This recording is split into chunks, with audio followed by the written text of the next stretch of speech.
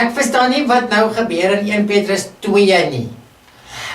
Oupa, ek kan nogal dink dat jy deur mekaar kan raak. Wat is dit wat oupa se kind pla? Nee, oupa, ek lees daar van moedersmelk, en die volgende oomblik lees ek van klippe wat afgekeer is, en wat gaan daar aan? Wat het melk en klippe met mekaar uit te waai? O ja, oupa, gaan met hierdie stetoskoop van my luister, en gaan oupa vir jou verduidelik. Jy net gou kans? Ja, en moedersmelk, en ja, en stene, lewende stene, middelpunt. Jesus is die middelpunt. Kali, het oupa vir jou vertel. Oupa, wat sê die stetoskopus?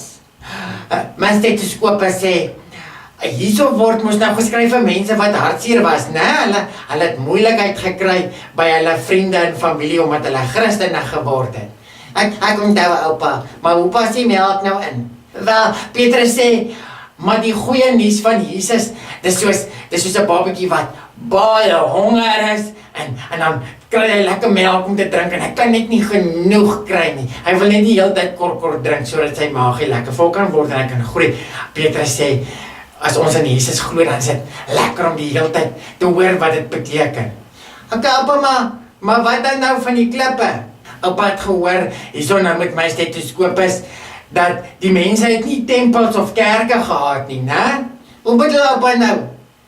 Want die Christene in die dorpe vir wie Petrus geskryf het, hulle het nie 'n plek gehad om te aanbid nie, né? En dan oupa, dan sê die mense, julle glo in Jesus, maar julle weet nie eers wat dit beteken om 'n tempel te hê nie. Julle beteken eintlik niks. Want dit is lelik, oupa. So, dan sê Petrus vir hulle, wat van die klippe? Dan sê Petrus, julle hoef nie te worry oor 'n tempel of 'n kerk gebou nie, want God het 'n adres. Wat is God se adres, oupa? Hy sê, God se adres is by jou. Regtig, oupa? Ja, so, ons is eintlik die tempel. Jy is eintlik 'n klip. Jy is 'n klip in God se tempel, en jy lewe. En waar mense jou ook al sien, kan hulle sê, kyk, as jy wil weet waar God is, kyk, daar gaan Kali. Of daar gaan oupa Ivy. Ja, dis reg, oupa se kind.